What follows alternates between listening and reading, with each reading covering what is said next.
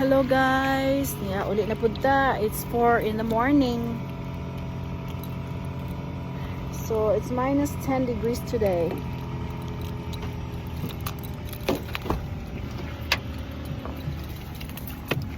Magpailit sa taog sa kanan kay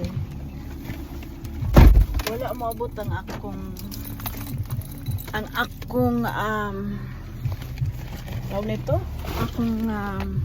starter. Kay daan na ba yan yung sakyanan guys? 2009 ba yan ni RAV?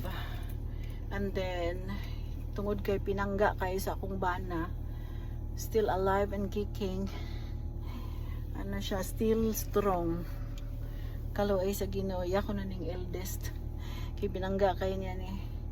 And then mao na akong windshield, I have to wait kay kanang tungod sa kabugnaw. I did not have my car started earlier. So now that we are inside the car and it's 4:15 in the morning, as soon as we got in the car, make sure nga atong gilak for safety reason. Kay wala ta kay baw, even if this is Canada, wala pa kihapon ta. Anywhere in the world could be not 100% safe. So wala kayo ng tao sa parking lot kay syempre morning na baya. So 4:15 in the morning.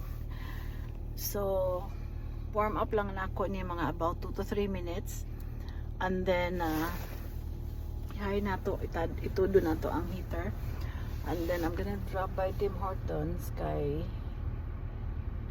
para sa pagkaon sa akong mag-ama, so that I'm just gonna go straight to sleep. And then para na apay baon ng usa ka tawo nga mulakaw pod in an hour after, like less than 2 hours he's gonna be leaving. Anyways, ciao, have a great day everybody. Today is Thursday, January 29 morning. God bless you everybody. It is minus 6 sa akong windshield, but when I checked my phone earlier it was minus 10. Still bugnaw. Anyways, ciao, have a great day everybody. Ciao.